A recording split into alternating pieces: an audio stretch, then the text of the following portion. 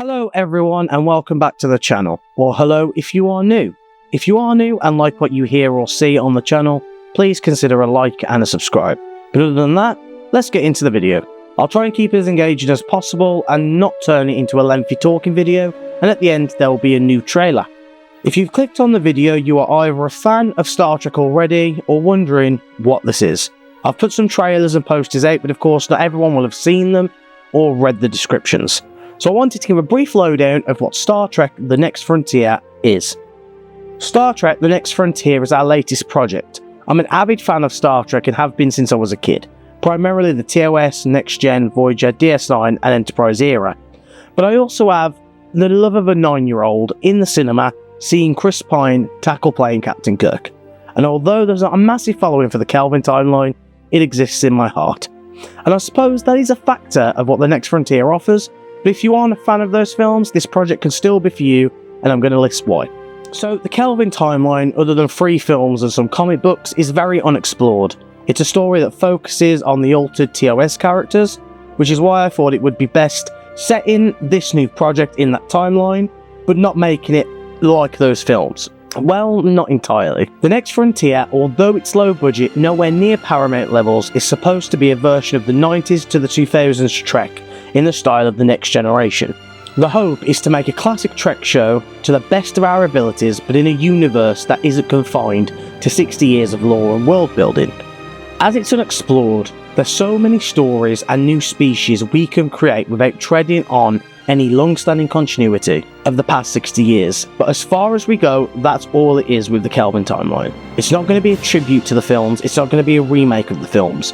It's simply a means to a creative end, to set it in an unexplored version of the Trekverse. And of course, we have the uniforms already, so it just made sense from a production point of view to set it there. The story focuses on the crew of our own original ship, named the U.S.S. Pine. Now, I know I said there's not much connection to the Kelvin films, and there's not, but this is where the last reference goes, as the name is a little tribute to Chris Pine, and I think it's just a cool name for the ship that sounds very understated and not something that sounds really important or like a threatening ship. And again, this is why.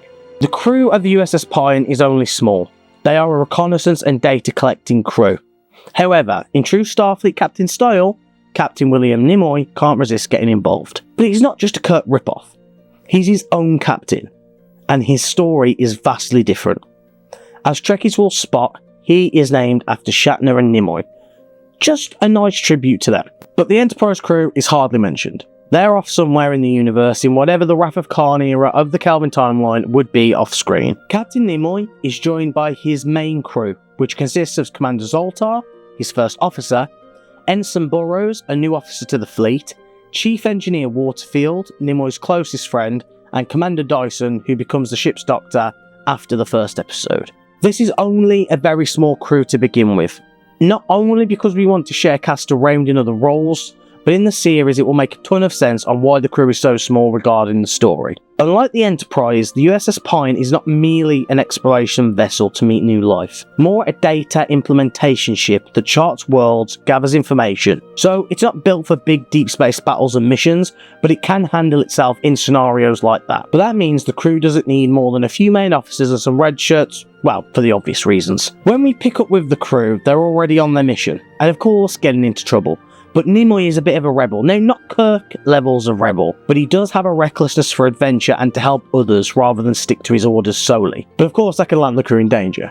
So it is familiar to other captains, but not to the extent where it's a carbon copy. The crew are not all close to begin with. There's character development and stories that develop within the main cast over time, and to be honest, that's really helping with character building. So far, we have an 8-episode plan, 4 episodes per season.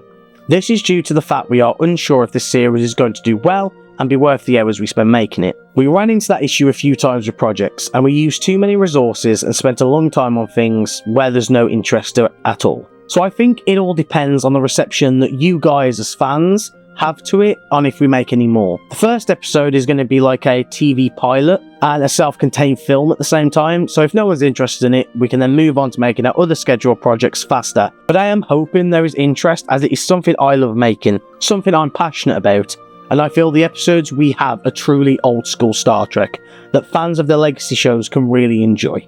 even if they are made on YouTube by a crew with no access to ship sets and massive planetary builds. However, episode 1 will have plot points that will be followed up, but if not, it's still watchable as a one-off, although I hope that's not the case. I'd like to just raise something about the production. Production-wise, I want everyone watching this video to know there is no AI used in this. In the past, I've seen a few creators work their asses off on VFX and projects and get the AI slot comments, which is very disrespectful when people genuinely don't use it and spend hours working on it. If it is AI, then people can feel free to comment their dislikes, but I guarantee no AI is used in this. The U.S.S. Pine itself is the ship from Star Trek Bridge Crew on PS4, with just the registry changed. The ship is literally always a still photo with the background removed, but animated to appear as if it's moving through space. For instance, there's a ton of shots of the ship reused. It will look like photos, but I'd rather it look like a really bad photo than rely on AI to do work for me. Not that the quality of the photos is bad, but I would rather it look like a photo on a moving background than use AI to do all the work. The backgrounds of the interiors of the ship are upscaled renderings or videos of the 1701 Kelvin Enterprise, and the people are green screened onto them. I know some people can't look past low budget green screen projects and want big production budget sets, but we are honestly doing what we can with what we have. Everything is edited by myself or sent off to someone who has better software than me. Now, with the AI stuff out of the way, I want to get into the story. Now, the story will split into 2 standalone episodes, 1 episode of an opening and 1 finale.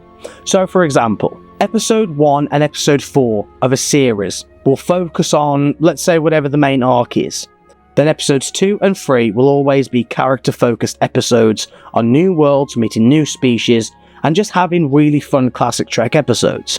I really want to get back to the days of beaming down to a planet, seeing something weird, helping and then warping away. Just good sci-fi stories that you can enjoy with the familiarity of what really pushed the franchise into the mainstream view. I won't say that The Next Frontier is a copy or remake of Next Gen, in no way is it that, but it is a hope to make a next generation Voyager or Enterprise style show.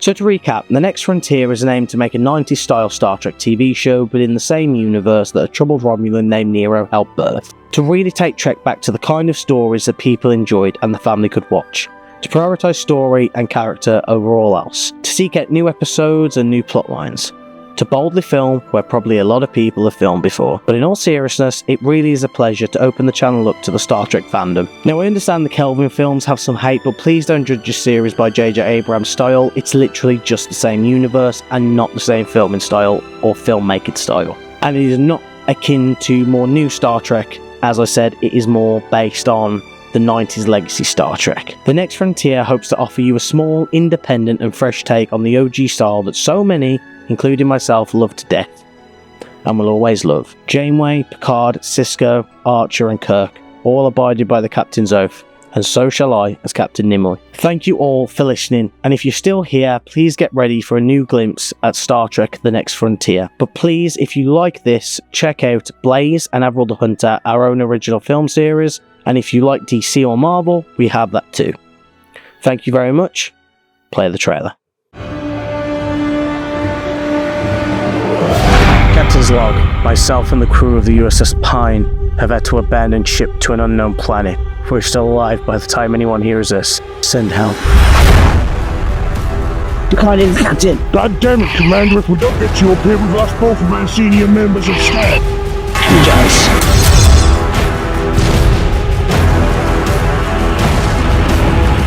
Second started, alright. Punch it.